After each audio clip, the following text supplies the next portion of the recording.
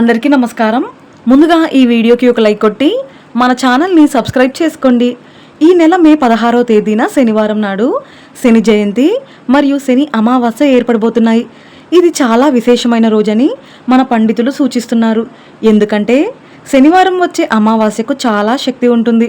అలాగే ఇదే రోజున శని జయంతి ఏర్పడడం ఇంకా విశేషం. కాబట్టి ఈ అద్భుతమైన రోజును అస్సలు వదులుకోకండి. ఈ శని జయంతి నాడు శని దేవుడిని ఎలా పూజించాలి, అమావాస్య రోజున పాటించాల్సిన నియమాలు ఏమిటో ఈ వీడియోలో తెలుసుకుందాం. ముందుగా ఈ వీడియోకి ఒక లైక్ కొట్టి జై శ్రీరామ్ అని కామెంట్ చేయండి. మే 16వ తేదీన శని జయంతి సందర్భంగా ప్రతి ఒక్కరూ శని దేవుడిని పూజించాలి. శనిదేవుడి పేరు వినగానే చాలామంది భయపడిపోతూ ఉంటారు. కానీ మన జాతకంలో శని అనుగ్రహం ఉంటేనే పట్టిందల్లా బంగారమయం అవుతుంది. కాబట్టి ఈ ఒక్క రోజున శనిదేవుడిని పూజిస్తే చాలు, జన్మ జన్మల పాపాలన్నీ తొలగిపోయి మీరు అనుభవిస్తున్న కష్టాలన్నీ వెంటనే తీరిపోతాయి. అఖండ రాజయోగం, అష్టైశ్వర్యాలు కలిసొస్తాయి. కాబట్టి ఈ శని జయంతి నాడు ప్రతి ఒక్కరూ ఇంట్లో దీపారాధన చేసుకొని మీ దగ్గరలో ఉన్న శివాలయానికి వెళ్ళి శివాలయంలో నవగ్రహాలలో ఉన్న శని దేవుడిని పూజించండి. ఈ శని జయంతి నాడు ఇంట్లో ఉన్న ప్రతి ఒక్కరూ తలస్నానం చేయండి.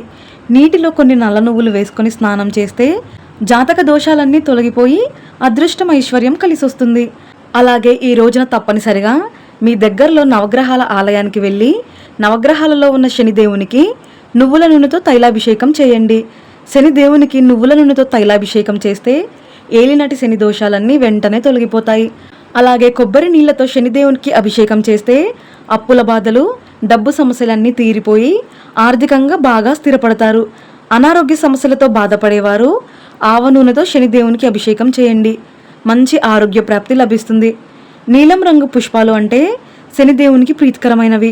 కాబట్టి శనిదేవుని దగ్గర నీలం రంగు పుష్పాలు పెట్టి నమస్కారం చేసుకుంటే ఎంతటి దోషమైనా వెంటనే తొలగిపోయి అష్టైశ్వర్యాలు సులభంగా వరిస్తాయి. అలాగే శనిదేవునికి ప్రీతికరమైన వాటిలో జమ్మి చెట్టు ఒకటి. కాబట్టి శనిదేవుని పాదాల దగ్గర కొన్ని జమ్మి ఆకులు పెట్టి నమస్కారం చేసుకుంటే మీకు చాలా మంచి జరుగుతుంది. శనికి నమస్కారం చేసుకునేటప్పుడు శనిదేవుని కళ్ళలోకి చూడకుండా కేవలం పాదాల వైపు చూస్తూ నమస్కారం చేసుకోవాలి. అయితే ఈ శని జయంతి నాడు ఇవన్నీ చేయలేమనుకునేవారు నవగ్రహాల చుట్టూ 25 ప్రదక్షిణాలు చేస్తూ ఓం శం శనేశ్వరాయ నమః అనే మంత్రాన్ని జపించి శనిదేవునికి నమస్కారం చేసుకోండి. చాలా మంచి ఫలితం ఉంటుంది. ఈ శని జయంతి రోజున అమావాస్య కూడా వచ్చింది. కాబట్టి ఈ అమావాస్యకు చాలా శక్తి ఉంటుంది. కాబట్టి ఈ అమావాస్య రోజున ప్రతి ఒక్కరూ ఉప్పు మరియు ఎండు మిరపకాయలతో దిష్టి తీసుకోవాలి. ముఖ్యంగా మీ ఇంట్లో ఉన్న చిన్నపిల్లలకు ఖచ్చితంగా దిష్టి తీయండి. అమావాస్య రోజున దిష్టి తీసుకుంటే చాలా మంచిది. అలాగే మీ ఇంటికి, మీ కుటుంబానికి నరదిష్టి సోకితే ఈ అమావాస్య రోజున తప్పకుండా మీ ఇంటి గుమ్మానికి గుమ్మడికాయను కట్టుకోండి.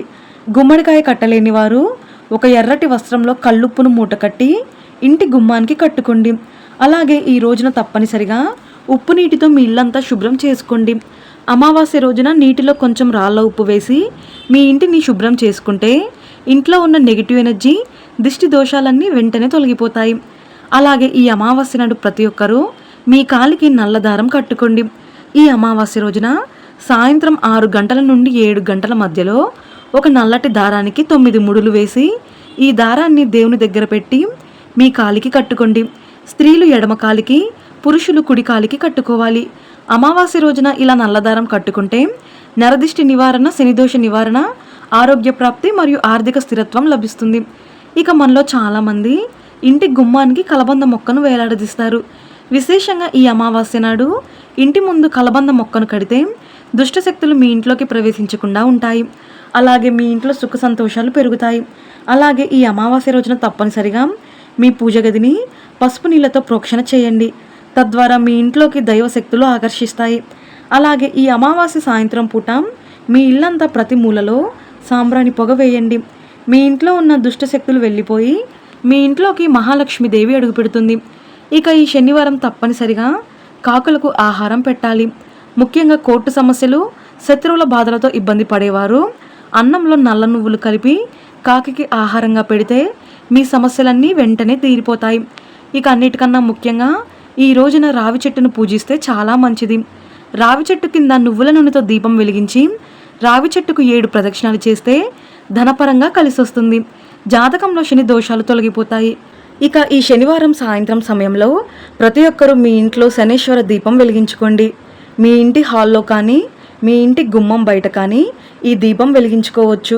2 మట్టి ప్రమిదలను ఒకదానిపైన ఒకటి పెట్టి అందులో నువ్వుల నూనె పోసి 8 వత్తులను ఒకటిగా కలిపి దీపం వెలిగించండి. ఈ దీపం పడమర ముఖంగా వెలిగించాలి. దీన్నే శనేశ్వర దీపం అని అంటారు. ఈ రోజున ఈ దీపం వెలిగించడం ద్వారా మీ ఇంటికున్న దోషాలు, నరదిష్టి పీడలన్నీ వెంటనే తొలగిపోయి మీ ఇంట్లో సుఖ సంతోషాలు పెరుగుతాయి. ఈ శక్తివంతమైన అమావాస్య నాడు గోవును ఖచ్చితంగా పూజించాలి.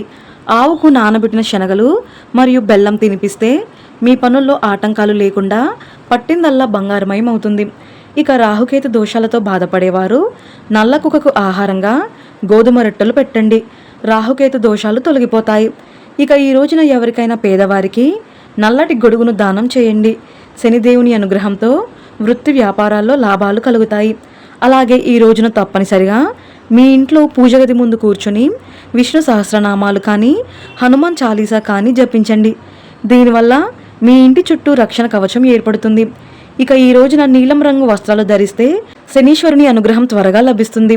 ఇక ఈ శని జయంతి నాడు పొరపాటున కూడా మాంసాహారం తినకూడదు. అలాగే జుట్టు కత్తిరించడం, గోళ్ళు కత్తిరించడం చేయకూడదు. ఇక భార్యాభర్తలు తప్పనిసరిగా బ్రహ్మచర్యం పాటించాలి. ఇక ఈ రోజున పొరపాటున కూడా నూనె మరియు ఉప్పు కొనకూడదు. అలాగే ఇనుప వస్తువులు కూడా కొనకూడదు. వీటి వల్ల తీవ్రమైన శని దోషం ఏర్పడుతుంది.